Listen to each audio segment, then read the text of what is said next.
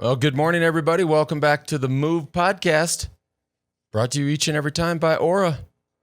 They're the makers of this smart ring. So much technology in such a small piece of hardware, totally non-invasive. So many key metrics, obviously sleep, recovery, activity, breaking down all of those, especially sleep. I think that's really the big one for so much of us. Sleep is behind everything. It's behind human performance, mental clarity, productivity. Bad sleep equals, well, bad things there. So, and when you break it all down, you've got not just heart rate variability, core temp, sleep cycles, all in this little ring. Super proud of this company. Cool partnerships too. USA Surfing, NBA, WNBA, UFC. Head on over to Aura Ring, the flow code. Aura, O-U-R-A ring.com to find out more. And did you know on the new app update, they give you your bedhead score? Do they? And I was, I wondered why I got an alert this morning. It was something, what the hell happened? I slept like a baby. I knew it was going to be a boring day. I slept in. And yeah, this is what happened. I mean, this is, we're having the members vote, and hopefully we get some results, it's a good look before the end of the show. Because if the results are like, dude, put the hat on. Well, I got the hat right here. I'll put the hat on. I almost didn't recognize you last night when you rolled up to dinner. You had all the gel in, it was all matted down. Like, did you get a haircut? I know. So this, I took Isabel left yesterday. Luke's girlfriend left, so I took Luke and Grace out on just a family date. It was amazing. And then I went. Of course, before I did that, I was calling all over town to get George a reservation. And kind of striking out. So I finally got him a resi at a fancy sushi place and just whatever else you need during the day. Thank you. I appreciate that. Tighten your strings on your tennis racket, mow the grass at the grass court, whatever you need from me, buddy. I appreciate that. I'm going to write some notes down. Tighten strings. Okay, got it. Tighten strings. Oh, God. What stage are we talking about? Stage 12. Let's cue Alain in windy Corsica. Stage 12, Saint-Paul-Trois-Châteaux to Nîmes. So Saint-Paul-Trois-Châteaux, it's actually a very special place for us. This is we got to be very good friends back in the postal days with a wonderful French gentleman who has a great hotel there. His name's Claude, and we would always stay there. And the tour was always cool. They would always, and a lot of times we would have rest days there, and so his hotel was it felt like home. Yeah. We would, and Claude was he'd come riding with us on the rest days. And I thought you always had to stay in the hotel that ASO put you in. They did, but like I said, that's when I say they were cool. They would let you do that? Yeah. You're allowed to make a occasional request that, hey, we spent some time here, we're close to the owner, can we stay here? So with the team, we put in a request beforehand. I did not know that part. That is, I just thought they were being cool. Johan would have to back me up, but we would make requests to stay at Paul's place, which I think was probably some of the best food that we've ever had at any hotel in all of France. Right. And we loved it. That's got to be a nice treat during the tour. They had something familiar. Normally it would be, but he wouldn't let us eat, so we'd be like, don't eat that bread roll. And then he'd get all mad if we'd have dessert afterwards, especially on the rest day. This is kind of annoying. Absolutely not true. This is just absolutely not true. Hey, today's show also brought to you by Steady MD. This is as COVID has really changed all of our lives. The one thing that I think is a change for the good is this idea in and around telehealth, right? So in the old days, you had a doctor, you had to go into the doctor's office. It's just a make an appointment, wait forever in the waiting room, be around. The reality is you'd be around other people that are sick, just not ideal. Telehealth in the last 12, 18 months has drastically changed. SteadyMD is your personal doctor online. Here's how it goes, right? You start by taking a quiz. You are matched with a licensed primary care physician who understands your lifestyle and all your health needs. Initial 1-hour consultation with your doctor. This isn't a rotating pool of doctors and a different doctor every time. You are matched exclusively with one other doctor. Licensed in all 50 states. So cool to be in full disclosure. We are investors in SteadyMD through Next Ventures, but and it's the future. It's the wave of the future. This is the way it's going to be. all from the comfort of your home. Prescriptions sent to your home or local pharmacy. All your medical records, key point here, in one place. Unlimited access. I repeat, unlimited access to your doctor for only $99 a month. SteadyMD will also, and this is a cool point, help you understand your health insurance. What a pain in the ass health insurance is. They're now accepting members in all 50 states. Special offer for our listeners. Go to steadymd.com/Lance. Not George. steadymd.com/Lance. Take the free quiz and get 50% off your first month. That's available only through steadymd.com/Lance. And by the way, no risk, no long-term commitment. Just give it a shot. Get paired up with a doctor. Start that relationship and start affecting real change in your health. I love that. I was speaking with my wife the other day. We've been in Greenville. Well, she's been there for almost 17 years. No, 17 years now. We still don't have a primary care physician. No. So I think that'd be a great thing for most of us. I'm telling you, the way we see doctors has changed. Yeah. When you're healthy and perfect and beautiful, you don't. Well, that's the thing. You never know what's going on in there. So it'd be good to keep on top of it. I had well, never mind. Today's show also brought to you by, and we're going to do a fun thing tonight with Dry Farm Wines, a fun dinner and a pairing and really pairing up their wines, but more on that later. But today's show also brought to you by Dry Farm Wines. Everybody knows what wine is, right? It's an ancient drink. Apparently it was first enjoyed over 8,000 years ago. Damn. Dude, that is crazy. Imagine what sitting around with your homies 8,000 years ago, like, should we have some Chardonnay? You're like a caveman. But the truth about wine is most wines have just tons of stuff in it that up to almost 70 additives potentially that are legally approved. Dry Farm Wines is leading the revolution back to natural wine and bringing this new pure wine category to the U.S. for a completely different wine experience. So here's the thing. Natural wine is made with minimal human intervention. Think about that. Totally different wine experience. Organically, biodynamically grown, dry farmed, no irrigation, sugar-free, and slightly less lower alcohol, grown on small family farms, and additive-free. That's the thing that makes you feel like shit the next day. Yeah. Right? Well, yeah, amongst other things. And also friendly to keto and paleo fanatics. We know how those folks are, but it's a big deal. Lab tested for purity. And here's a kicker. Happiness promise. We all want to be promised happiness. Well, Dry Farm Wines, happiness promise. All wines are backed by a 100% happiness promise. If you don't like it, they'll send you another one or give you a full refund. Here we go. For the Move listeners, Dry Farm Wines is offering an extra bottle in your first box for a penny.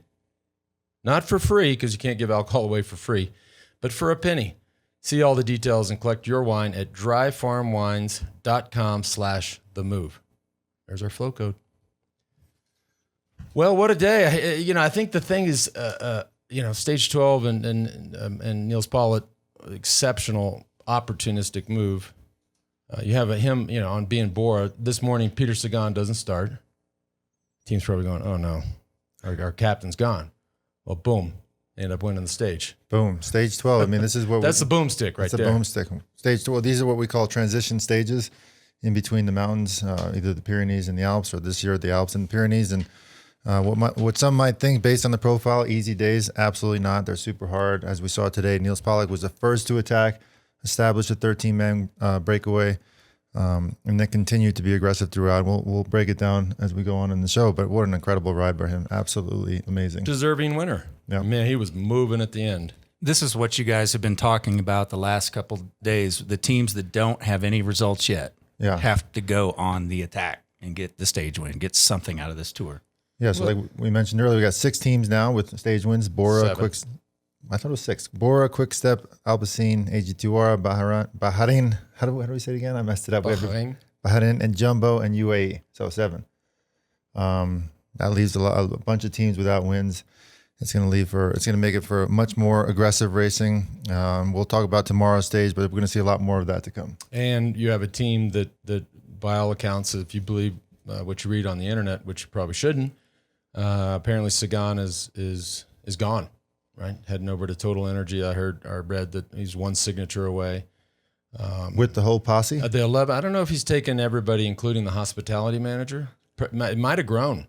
It could have gone to 12 with their tennis coach, a mower, maintenance guy for the grass courts. But what was your posse when you changed? You didn't change teams that much, but when you did, you had I never changed teams. You didn't? No, I guess you didn't. No. That's I always think that's a bad sign. Changing. I mean, I like routine and sticking with the same drill. I didn't. I mean, I damn sure didn't have a hospitality manager. Well, I still remember you calling me and say, "Hey, we're going to Kazakhstan to Team Astana." That was the one time, very few times in my life I said, "Hells to the no. I'll see you later. I'm not going there." No, you're right. That was that. You were very much right there, and I was very much wrong. But. Well, 5 years of doing the show, I feel like I learned something new every day. I did learn something new today.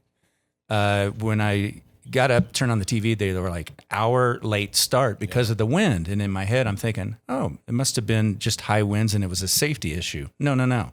It's showbiz. Yeah, it's all about It's they're so the tour, so the parent company ASO, they're so closely aligned with French 2, the big be like one of the big networks that the tour stages really have to finish on the time that they're designated, right around prime time for them. So it'd be 5-ish, 5:30. If they're calling for big tailwinds, they'll push it back. They never did that with us, but that just shows you how that relationship has grown. Which is also, not a great thing for the riders. It's just another hour less they can recover. Another hour less to sit around in the morning. Right. They started later though. It's never about the riders. It's about later. TV and the cash money coming in. Do re mi.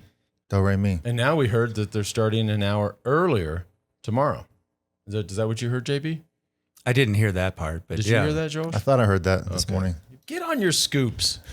Get on the scoops. And that would be the opposite effect. A headwind, slower race. Still, just trying to finish in that magic hour when they know they're going to get peak TV viewership. And we were right, by the way. We're not often right on the show, but definitely, to me yesterday, there was no doubt there was going to be a breakaway. And now the questions come on what happens these ensuing days. I agreed with you that there most likely would have been a breakaway, but it's not like there was no doubt. They're still, chasing the record, we think, and a lot of people were criticizing or questioning Quickstep tactics in the beginning by letting the breakaway go, but apparently there was a huge crosswind in the beginning. Morikov was off the back, so perhaps in that moment of question where they're trying to wait for Morikov to come back in, as he's a major part of the lead out, the 13 guys, which happened to be a very, very strong group, got too much time. There's no way, after what these guys have been through these last couple of mountain stages, 12 stages in, that they were going to be able to, perhaps they could have, but you got to really pace your matches, so to speak, at this point in the tour. You can't just put it all in right now. And Julian Alaphilippe, being the bike racer, the heads-up bike racer that he is, of course, he's in there. But these days like that, man, it's kind of a roll of a dice. I mean, aside from, it wasn't a challenging day, but I was surprised with this Klug, or what's the Kung. Stefan Kung, yeah. Oh, God, we're so bad. Here's a guy he's got more horsepower than almost anybody in the peloton. I think he had a moment. You immediately saw when he was dropped, the team car came up, gave him a ball, gave him fuel. I mean, he was something. I think, the take just went. Not only that, they had been away all day, 13 guys, brought it down to 4 guys going full gas, and then they hit that little hill, which is not even a categorized climb on the profile, and those little hills make a huge difference. When that break was formed, you guys probably, and most people watching, were thinking about Stefan Kung and Alaphilippe as clear favorites. Well, that's the thing, and these breakaways, especially with more than 4 or 5 guys, we had 13 guys in the breakaway, world champions in there, Andre Greipel. Typically, unless it's a really tough stage that you'll have a selection, days like that, it makes it really tough for the strongest guys to win.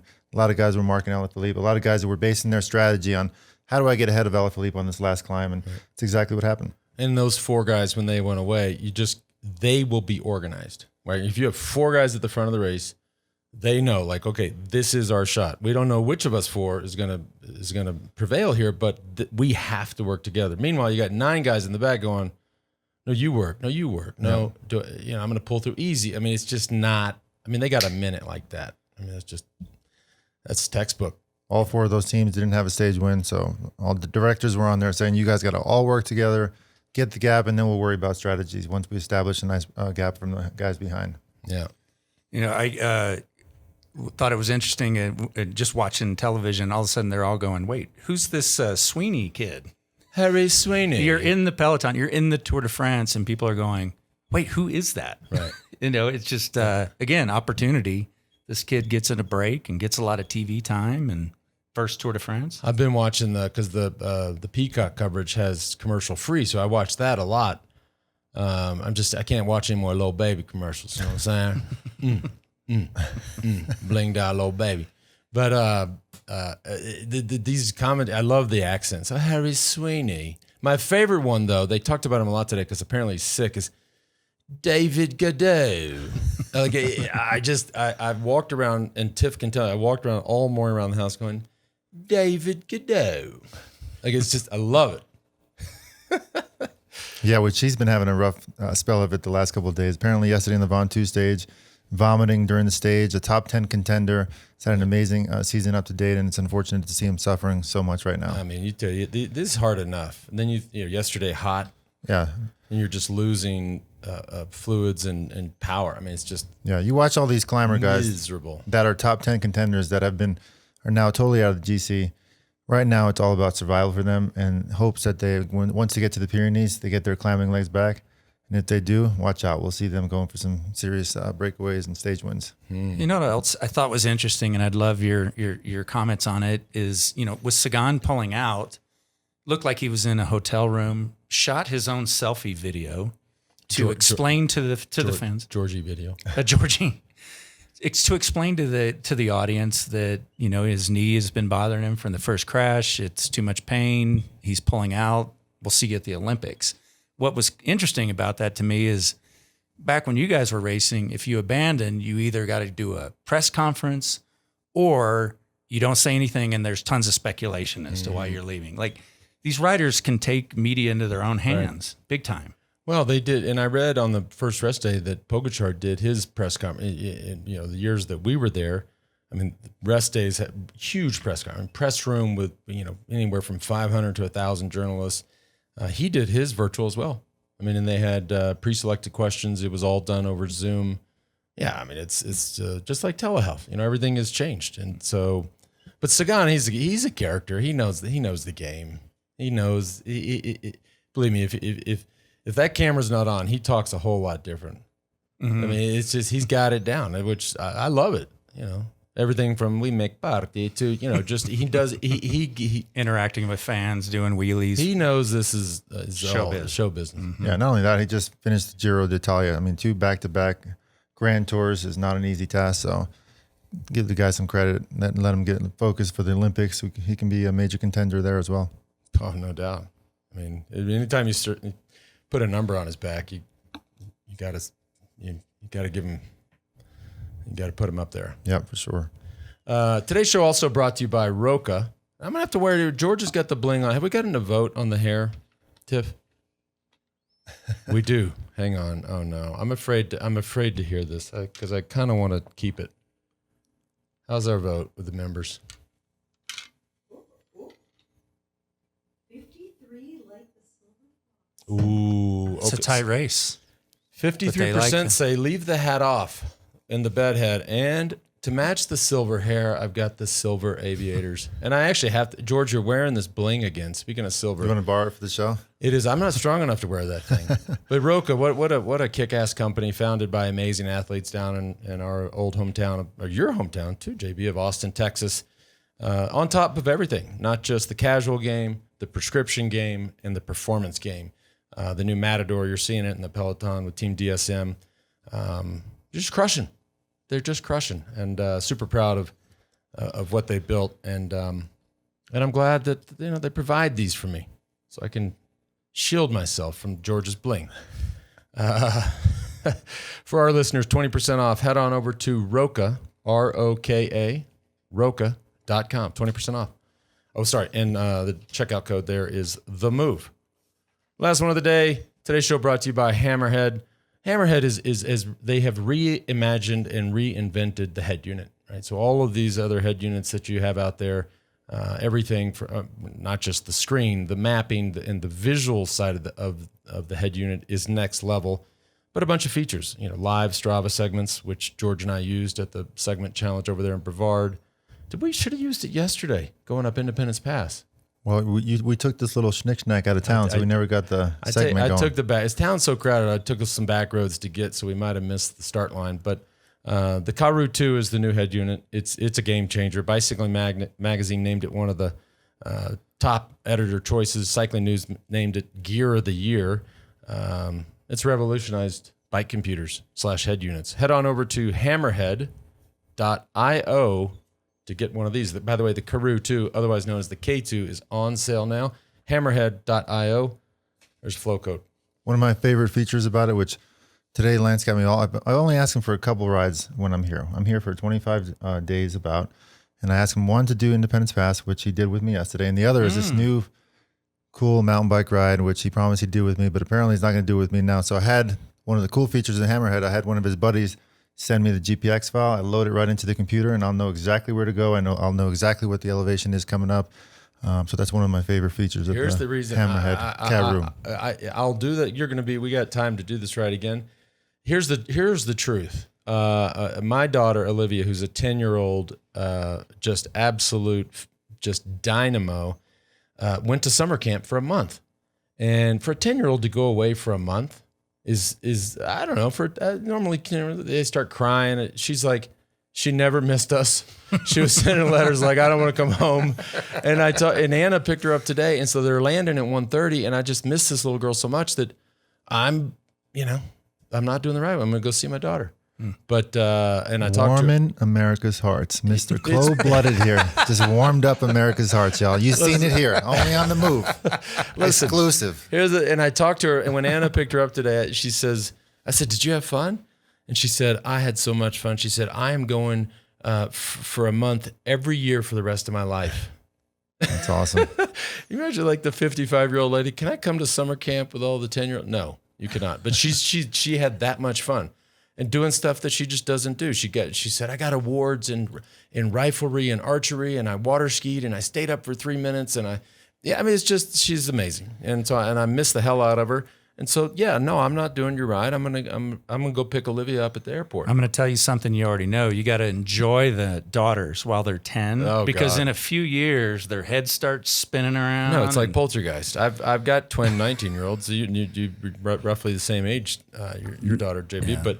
Yeah, there's that. Yeah, Olivia, she will leave me at some point, but they come back. Yeah, mine's 19 now. Moms and dads, they circle back, and there's a couple years there where you're just the biggest wanker. Like you're a loser, you're uncool. And by the way, you're about to enter this phase. Maybe you're already entering it. My daughter's 16. So right. So how's it going? It's going great so far. She's coming here tomorrow. I'm excited to see her. There is going to be a moment. She's like me, very laid back and easy going. Jesus Christ. I know you wanted to, I assume you want to elaborate a little bit more on Quickstep before we wrap up today about, chasing this dream. Yeah, now we have, as I see it, they've got, of course, anything can happen on any stage, but there are now only 3 opportunities for Cavendish to win, right? And he needs 1 to tie the record, which I have to imagine that's not of interest, or that's not ideal, and 2 to break the record. So they're going to have to, one of these days, and of course they let the break go today, but one of these days, if you only got 3 chances, and the final one's in Paris, imagine the pressure. One of these days they're going to have to control. And if I were them, and I think George is trying to get some intel on that, if I were them, it would be tomorrow. Like you get one out of the way tomorrow. Let's tie the record tomorrow. Then you got 2 chances to break the record. Don't leave it. Well, okay. Yeah, that's a good call, and it's a good strategy, but it's a 220-kilometer stage. The guys have been through hell and back. Strongest team in the race. But they're most likely not going to get any help. Typically on a flat stage like this, when you have all the sprinters still in, like Damar and Tim Malier, the teams would Caleb Ewan. They would have 3 or 4 teams, and that that would make it a lot easier to control. But we'll see what happens. But Quickstep is most likely going to be all on their own. It's a 220-kilometer day with, the Pyrenees coming up. So it's not like this is a home run that they're going to control the race. This is going to be super aggressive. Here's the thing they can do is because they will be if they want to control the race, they get to decide how big the break is. So a 13 rider break is a lot harder to control than if you can hand select the who goes in the break, the size of the break. If you could keep it at 4 to 6 riders, then it's a lot easier. Okay, let's not forget where they're at. They're at the Massif Central, which I still have PTSD from trying to control a race in the Massif Central. It is the worst area in France to be able to control a race with the rolling straight up and down, rolling small roads. I mean, it's chaos. So, I mean, they can do it. They're the strongest team in the race, but it's a very, very tough task. And you mentioned the earlier start and the headwinds. That does make a breakaway more difficult. That's one of the things with the Massif Central. They're heading towards the coast now, towards Carcassonne, which is near where Lance and I spent a lot of time training in Girona, Spain. So they're going to head into some serious winds. It could be going headwind, but it could be going from other different directions as well. And even being the strongest team in the race, they're going to have to, just looking at this run-in, you got to keep, 2 or 3 guys fresh for that final lead out. So it's not easy, but they have to do it. They can't wait. One of the things George noted this morning, it's like the first time we've seen the GC and their support get, you never say an easy day in the Tour de France, but they got to cruise a little bit. Yeah, they had They were cruising. What was odd was seeing Movistar at the front chase, and actually was perplexed by that. I asked Johan if they're going for the Team GC. Apparently, they're over an hour behind the Team GC. So even Johan's response was actually kind of funny. He's like, "New age cycling. I have no clue," which we rarely hear Johan Vernil say that. But yeah, I mean, it was odd. And they typically in the last few years they win that team category. Yeah, they've won it for several years in a row. That's just easy. If you're a betting man, that's always safe money. But not this year. By the way, I just looked the stage before the final time trial that I'm alluding that would be their second opportunity is 207 kilometers. It was not short. So pick your poison. Yeah, 219 tomorrow, 207 then. You can't wait. They got to get one tomorrow. Plus, you got to get Cav over more mountains. so sooner is better. Sooner better. That's another conversation. Because some of those are going to be animated, and the time cuts will be, if the stages are shorter, it's just. Yeah, I mean, he made it with plenty of time on the Devon too. I think he's just coming into some serious form right now. Excuse me, plenty of time? 6-7 minutes. For sprinters, that's an eternity. They got this, the science, the math dialed in. Like yesterday, we gave our friend a good head start up Independence Pass. We caught him right at the top. The sprinters got it dialed in. They know exactly how far behind they need to be. I mean, it was funny seeing Soren Kragh Andersen's interview on TV early this morning, how he got the word from his director on the top of the Ventoux the last time. It was like, you don't make it down this hill as fast as possible, you're not making it. So he took crazy risks, and he made it by 4 seconds. Imagine that type of pressure, bombing down the Ventoux. He probably risked life and limb going down that thing. That's why I love that guy. There's a bunch of guys in this peloton that would have taken it easy and said, oh, shit. Yeah. Missed the time cut. Got to go home. Sorry. I wouldn't be surprised to see him in the breakaway coming up soon. The Skyrocker. Skyrocker. Yeah.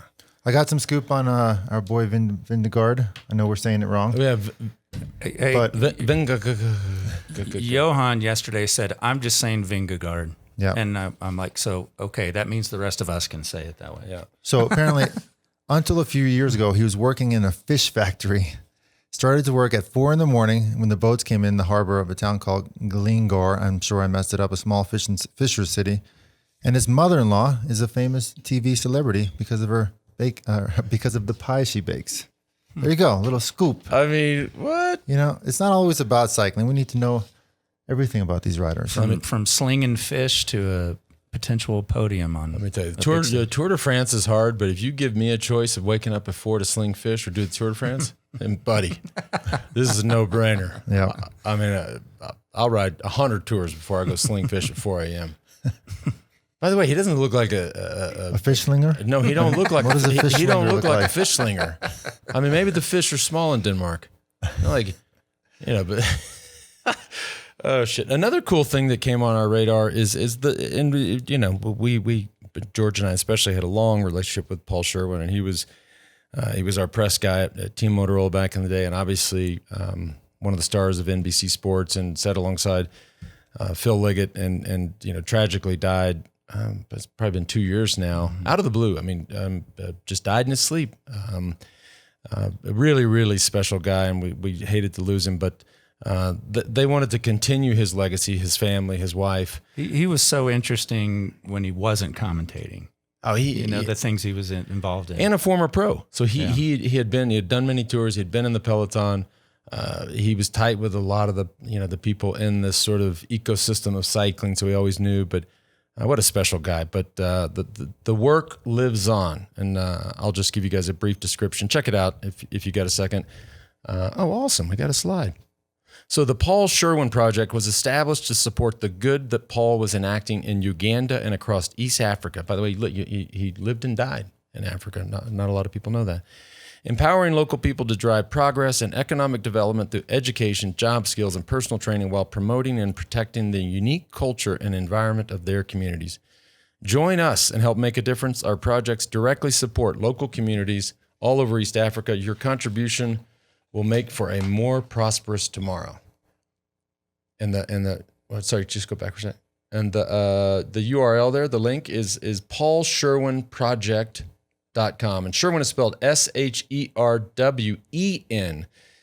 The Paul Sherwen Project. God, we miss him. That was a rough day to get that call. I didn't know him, but he did, that first year of this show when we were in Denver covering Colorado Classic, and there was a lot of question whether we should be there or not. Right. He went out of his way to come by and see you. Yep. Which was cool.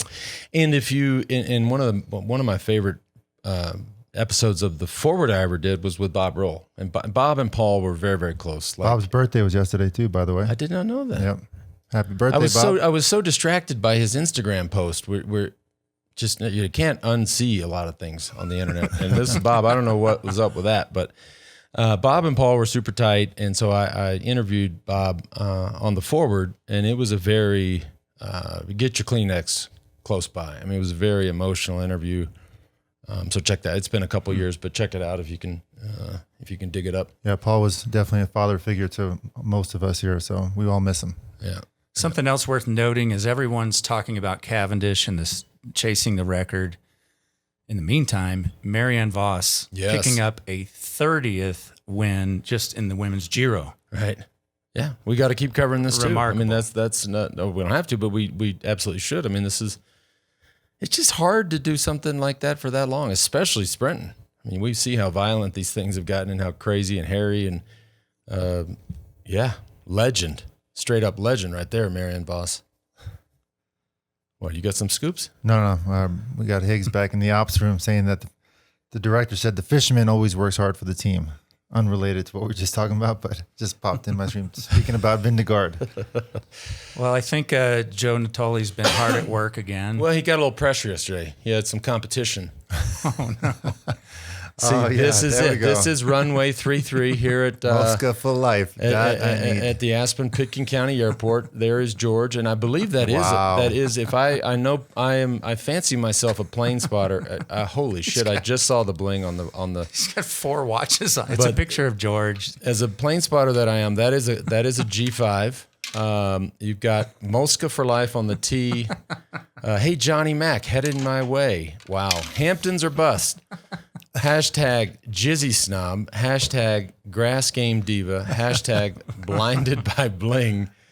And then there's if you ever show up with 4 watches on your forearm, I That's will like never. Diego Maradona style. He wears 2 watches. And I believe sitting right seat in the Gulfstream 5 is John McEnroe. And he says, look at that. That's McEnroe. He says, I got you, homie. And the 33 for the Cav wins. No, that's runway 33. Oh, it is? Yeah, as an aspiring aviator. Wow, okay. Yeah. Ah. Yeah. You have 2 choices. Threw that one at me. Yeah. Blindsided me there. Runway 15 or runway 33. Higgs, I need that picture, please. Text it to me. And also for our members, tonight, another happy hour. That's right. which it got heated in the last one in a fun way, unless you're George Hincapie. Right. We got to That's pick back correct. up on this whole. So anyway, I'm really looking forward to having some of this dry farm wines tonight during happy hour, and it's going to be good. Can't wait to try it. Yeah, and the pull-up contest beforehand, which apparently they got the unbeknownst to the two competitors, the team outside of us has sort of changed the rules. Oh, okay. So We were thinking of after cocktails making it a burpee contest. I'm out. I'd rather sling fish than do burpees. I fucking hate burpees. The worst. By the way, who invented burpees? Like, let's just no. Yeah. Those are No rough. way. All right. What? Anything Well, else? if you still want to jump into the membership, it carries you all the way to this time next year. That's right. All the Yeah, other it's- races yeah, we it's cover. good for a it's year. only $60. We do .team. Look for the season pass That's right. Any and send. wait, What's what's that? that? We gotta need an update on the segment. Oh, we got. We have an update on, actually quite an update on the We Do segment over there in Brevard, brought to you by Outside Plus. This leaderboard also brought to you by the Feed. Okay, George's DM pal Beata. Wow, Jill Patterson shows up. What?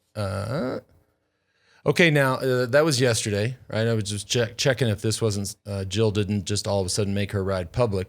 You have to make your ride public the second you post it. None of this keeping it private, saving it. Must post it immediately. So Jill Patterson shows up yesterday and is 59 seconds ahead of Beata in the We Do segment presented by Outside Plus. Whoa. I think we have other developments too. All right. The 21-year-old, but he looks 12. Ben Wright comes out yesterday and bests Tyler Horschel's time by 9 seconds. These two have gone back and forth more than Gone once, back right? and forth. Did I hear right that he also did this in the middle of like an 84-mile ride? Well, I don't know about that, but he did it on a road bike the first time, and I wonder what he did it on this time. He could have been on a tricycle. He did it in the middle of an 84-mile ride. Wow. I mean, that's a kid who can go a lot faster. Tyler, I know you're listening and you're living there. How do you say his last name again? Is it Horschel? So I'm such a golf fan, and I've gotten to be buds with Billy Horschel, who's just the sweetest guy ever. I don't know. It's close, but I'm sorry to Horschel. But but the most important thing is now you're 9 seconds down.